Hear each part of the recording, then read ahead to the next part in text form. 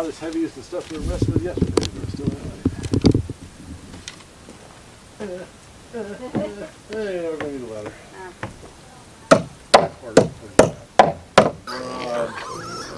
Third one.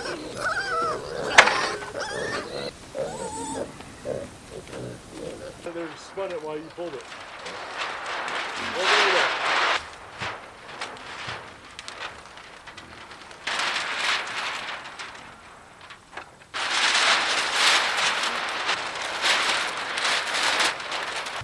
I don't know why Kyle didn't use Tyvek.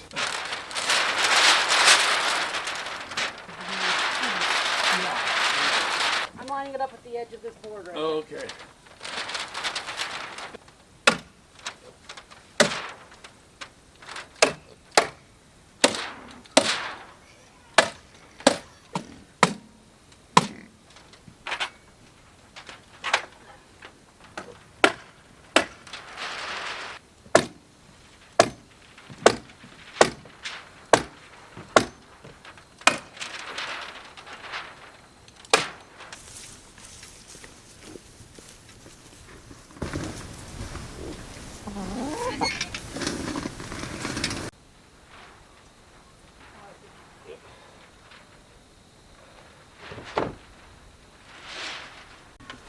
So what are we doing today, honey bunny?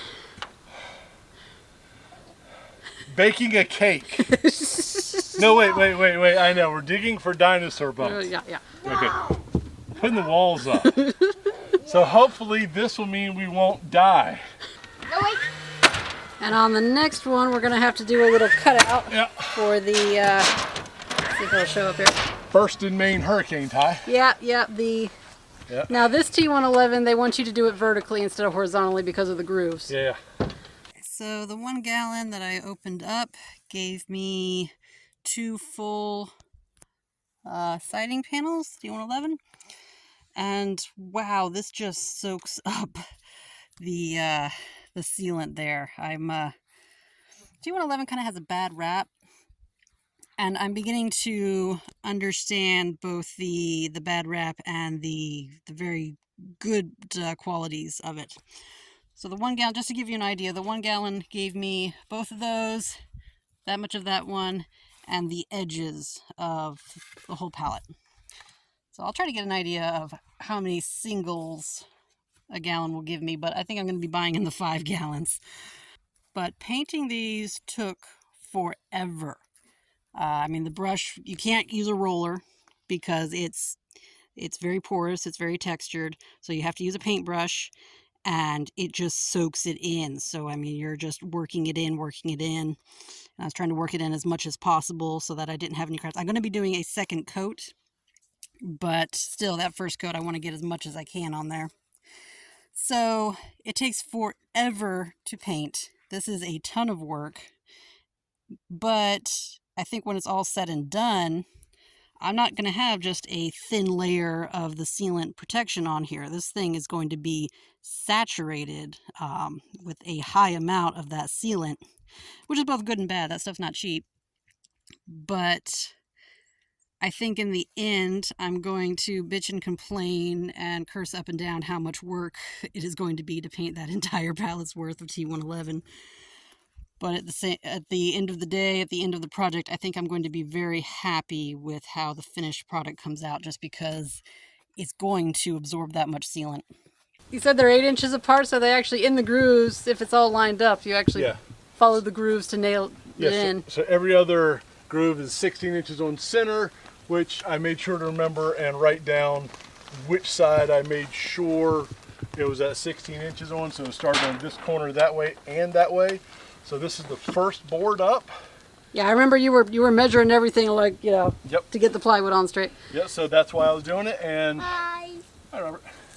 And I learned a little trick is to put a board down here so that it can sit on, so that you're not trying to hold it up while you're nailing it. Yeah. So, yeah, first board. Yeah. Like I said, vertical, just because it's got the water grooves. Wouldn't be a good idea to do a horizontal. Water would just stay in there. Yeah. But and we're doing that before we do the roof, just for structural stability, baby. Just extra structural stability. Yep. Yeah.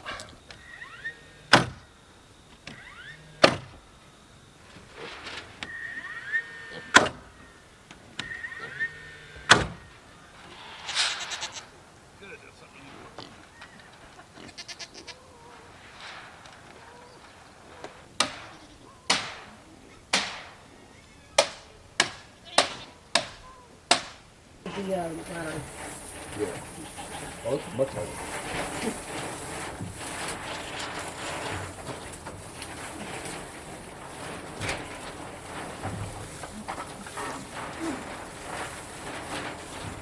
Oh, now I developed a technique.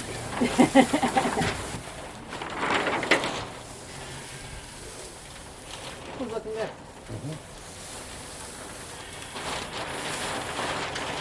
I'm gonna hurt it's lighter now too. Yeah. 6 is the far side. Over that.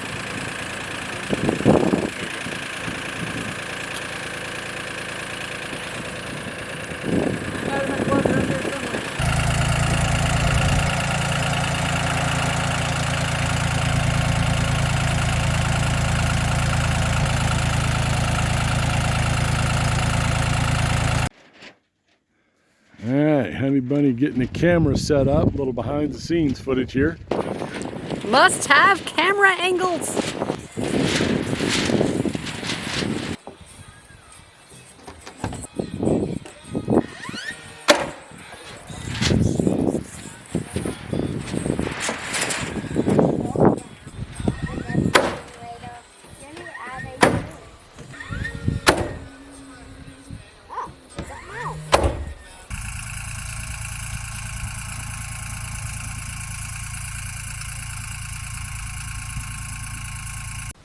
It's important to stay hydrated. Well, today you got that well done. And you got that well done. Yep. Yeehaw. Yeehaw. Yeehaw. Yeehaw. Hi. Hi. And Raz really hasn't moved from that spot most of the Well, day. he was over here earlier. Yeah. And then he was like right under where I was pulling the plywood off, so Yeah. that made him move. Yeah. Then he was right where I was unscrewing stuff, and that made him move. Yeah. Then he moved over there. He hasn't moved more than about 10 feet all day. He's had a good day. Yeah. Nail painting and close to tornado day. It's not quite a tornado, but it is windy. Really windy. How about that? Mm-hmm. Samuel, can you tell us what those metal things are for?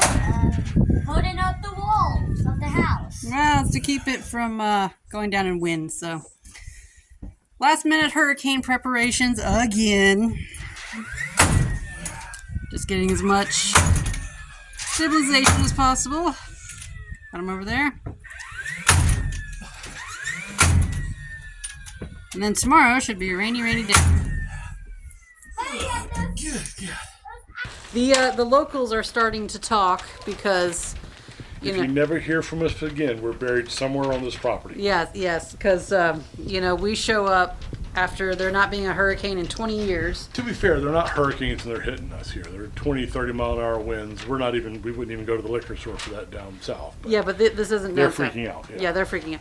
Anyway, yeah, and after not having had a single hurricane for 20 years, we show up and there are two, and along with the hottest, wettest summer they've ever had. So, yeah, no. Salem, Massachusetts ain't that far from here. Anyway, so. What floats? Witches.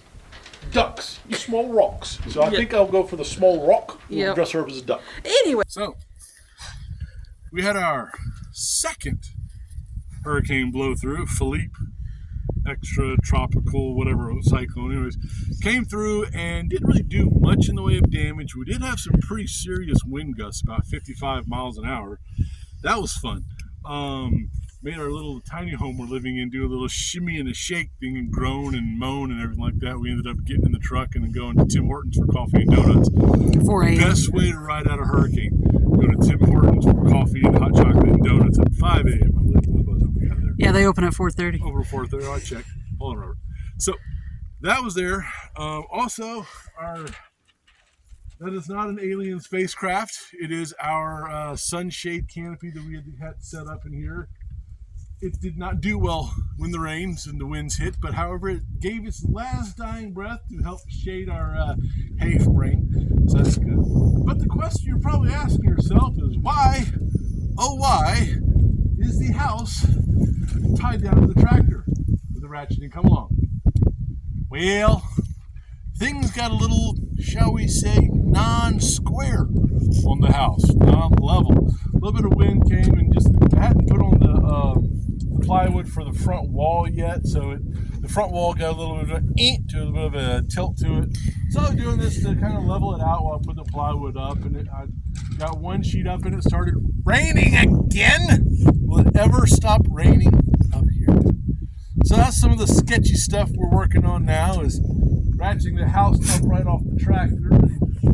The alien spacecraft covering up our hay. It's not an alien spacecraft. Sorry, it just looks like an alien spacecraft. Robert made a valid point. It's not an alien spacecraft.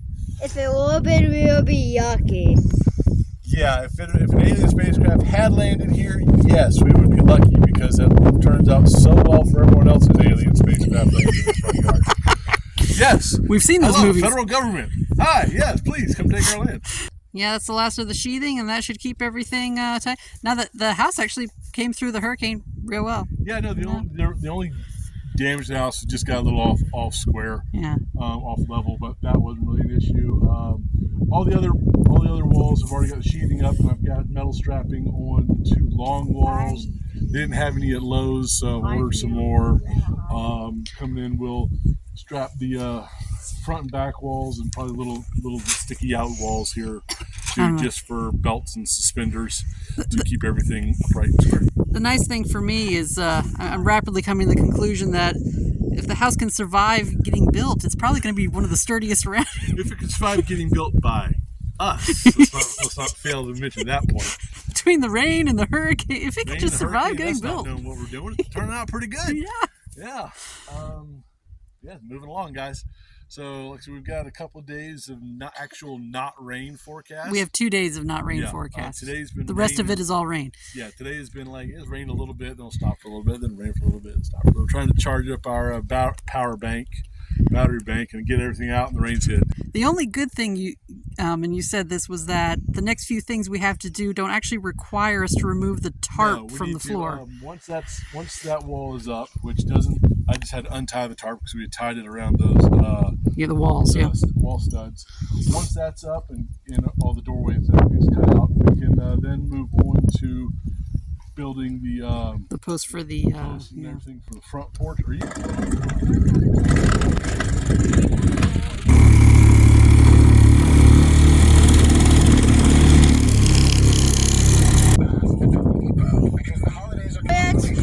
Hang on, Robert.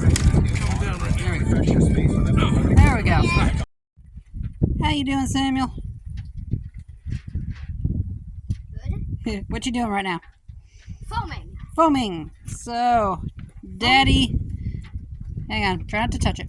So, Daddy is putting up all the sheathing for this wall, and in the corner there's this one little kind of a blind gap here. We can't insulate it from the other side, just goes in. So we got some spray foam, and Samuel's doing a really good job getting as deep in there as he can. Doing a real good job, big man. Thanks. You're insulating the house so it'll stay warm. End of the day. End of the day. And all the sheathing is up. Well, all the sheathing we've got up now, the first lower strip, the ring of it, we went ahead and sheathed the front wall in its entirety because it was only 8 feet, and the lower 8 feet of the 2 side walls and the back wall. So the 3 sides we put up the moisture barrier. The front we did not, because that's going to have an 8-foot overhang. That porch is going to be covered, so it's never going to see water. So not enough really to be an issue. Not to justify. Yeah. Because that stuff's not cheap. Yeah, stuff ain't cheap, and we're going to be using it to finish up the sides and the back gable end and the front gable end too. Yeah, so we've got enough of that. We've got enough of that, all that Tyvek to do. So I learned something with this sheathing. What'd you learn, my love? Well, I didn't know that sheathing was structural. Yeah. I thought it was just the pretty thing you put on the outside, or the thing you put the pretty thing on the outside if you needed to attach it, like siding or something. Yeah. I didn't know it was structural. No, it's structural. That's what we use the thicker T111 stuff. Yeah, he went through this whole thing trying to find do research and see if T111 was structural or if we had to put up sheathing and then the T111. That would have been expensive. But there are apparently two types of Yeah, T111. there was two different thicknesses of T111. I think Lowe's had both of them. One is thinner, I can't, like 3/8 or something, like a quarter or something like that. And that's the non-structural stuff. And we've got the thicker 5/8, 3/4. No, it's 5/8 or 3/4 or something. I think it's more like 5/8. Anyways, it's the thicker structural. We consulted our neighbor who's been here, since Noah dropped him off. And he watches this, right? Well, yeah, he's been living here for 30 some odd years. Anyways, great guy. He's been a source of excellent knowledge because he used to be a home builder, a carpenter, a home builder, I think. Yeah. So, and he built his home. Which has been here for 36 years or whatever. Actually more important because then we can go and see examples. Like, hey, did this work for you 40 years ago? Has it held up? Yeah. So one of the things he said, he uses the same T111. He recommended that if you're really going to do it, make sure to stain it and seal it really well, especially the edges. Yeah, that was what he was very emphatic about. So I went and I that's the first thing I did the day after it arrived. Before any rain hit, I did all the edges at least. So. Yeah, it was all sitting on a pallet, and she did all the edges and a couple of them on the top. Turned out really good. Looks kind of like a nice brown. Yeah, it's like an auburn brown. Smells like peanut butter, which is weird. So we've got some of it stained and sealed now. We're going to go through, and she's going to finish it up and get a whole nother coat on, because right now it's just one coat and the edges, not even one coat on all of it. Well, if it would stop raining. If it would stop raining, we'd have a house built. However, it does not stop raining. Let's see here. What we put the T111 up vertical versus horizontal. Apparently, horizontal is generally better for stability. Vertical works, but with T111, the way the tongue groove system is set up, it works a whole lot better and looks a whole lot better vertical. So everyone uses vertical. We did that. We've also put some strapping up on the inside of the walls in diagonal and X patterns to help stabilize things even more. We learned one thing. I learned one thing about Tyvek. That stuff is loud. It's very loud. We were trying to put it up, and the wind was blowing, and it's like, what? Yeah, we couldn't hear each other. No. Yeah, that was we needed some ear protection. Yeah, that was legit. Painfully loud. Yeah, but all the siding is mostly nailed up and screwed up. I've got still do the upper edge basically of the back and the one side where I couldn't reach. Put the blocking in. Yeah. So I put a block where I couldn't reach without using a ladder. So got to get a ladder, put those in, and then we're going to do some 2x6 blocking. Figure it made more sense to put the blocking in once we know exactly where the T111 sits. And that'll be where the boundary of one sheet of T111 is. So we've got a good nailing surface for both sheets. Yep. All right. Bye, guys.